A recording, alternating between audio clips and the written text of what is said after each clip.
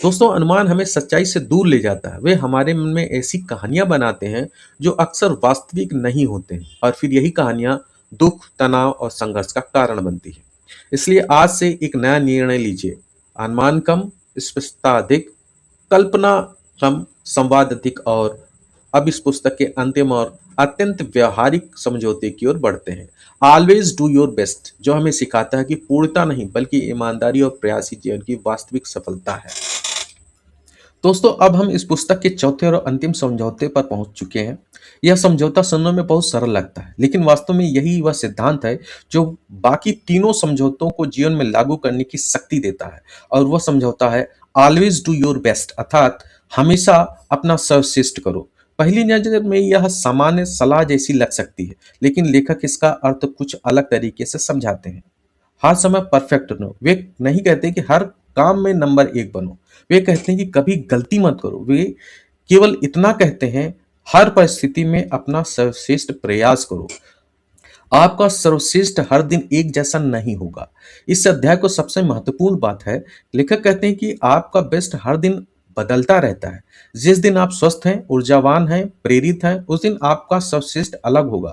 जिस दिन आप थके हुए हैं, बीमार हैं या किसी कठिन परिस्थिति से गुजर रहे हैं, उस दिन आपका सर्वश्रेष्ठ अलग होगा। लेकिन दोनों ही परिस्थितियों में यदि आपने ईमानदारी से अपना सर्वश्रेष्ठ दिया है, तो वह पर्याप्त है। समस्या तब शुरू होती है जब हम अपने आप से असंभव अपेक्षाएं रखने लगते हैं।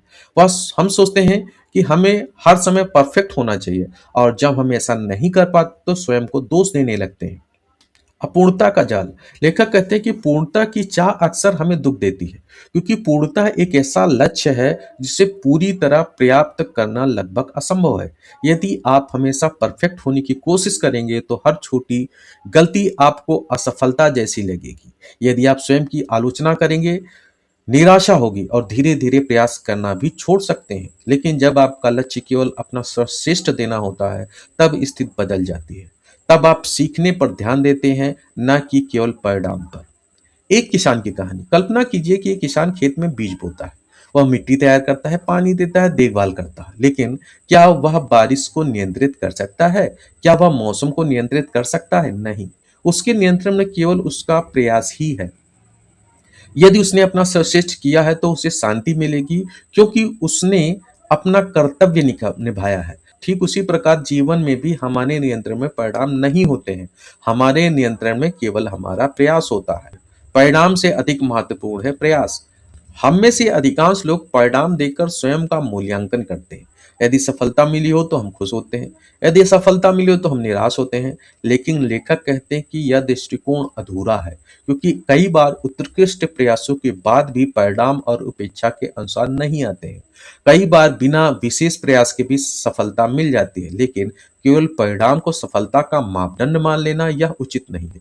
वास्तविक प्रश्न यह है, क्या आपने अपना सर्वश्रेष्ठ दिया? यदि उत्तर हाँ है, तो आपको स्वयं पर गर्व होना चाहिए।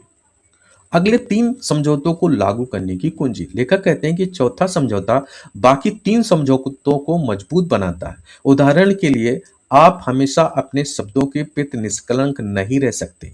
कभी कभी गलती होगी, कई कभी कोई कठोर शब्द निकलेंगे, लेकिन यदि आप अपना सर्वश्रेष्ठ दे रहे हैं तो आप सीखेंगे और आगे बढ़ेंगे। आप हमेशा दूसरों की बातों को व्यक्तिगत लेने से नहीं बच पाएंगे।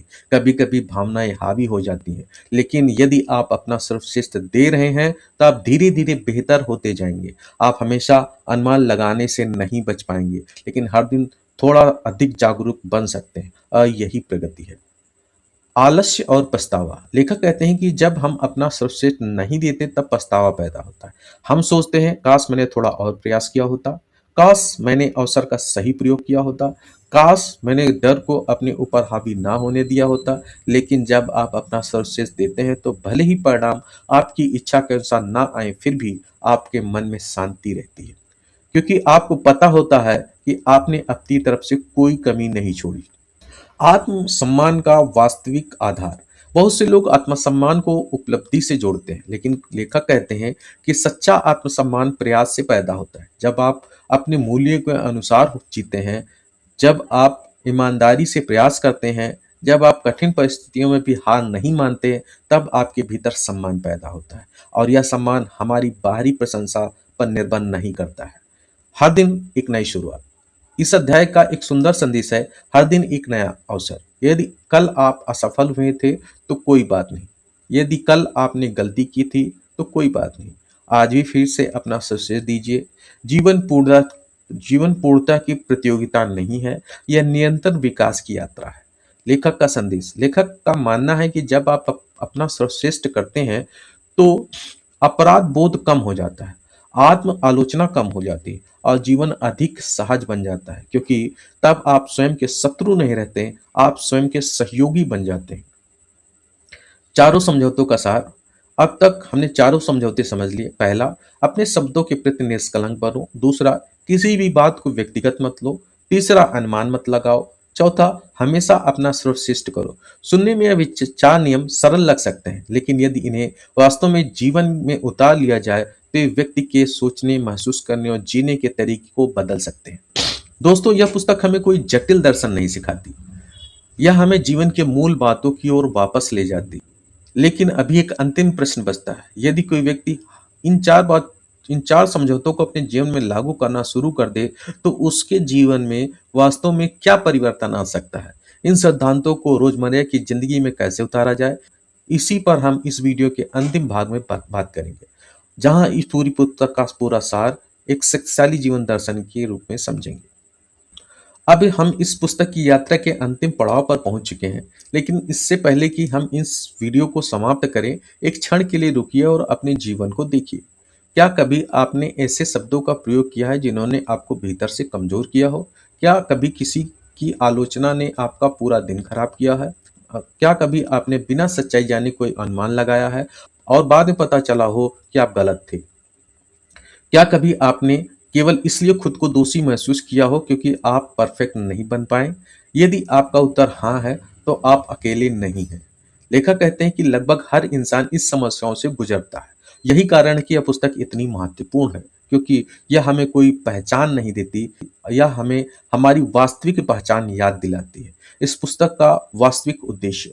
बहुत से लोग सोचते हैं कि यह पुस्तक 4 नियमों की पुस्तक है, लेकिन वास्तव में यह स्वतंत्रता की पुस्तक है। स्वतंत्रता किससे? डर से, अपराध बोध से, आत्म आलोचना से, दूसरों की राय के डर से और उन मानसिक जंजीरों से जिन्हें हमने वर्षों से अपने साथ ढो रखा है। और लेखक कहते हैं कि अधिकांश लोग बाहरी स्वतंत्रता चाहते हैं, लेकिन वास्तविक स्वतंत्रता भीतर से शुरू होती है। जब तक हमारा मन डर, गुस्से, झूठ, विश्वास का कैदी है, तब तक बाहरी उपलब्धियां भी हमें पूर्ण संतुष्टि नहीं दे सकती हैं। Don मेगिस Ruiz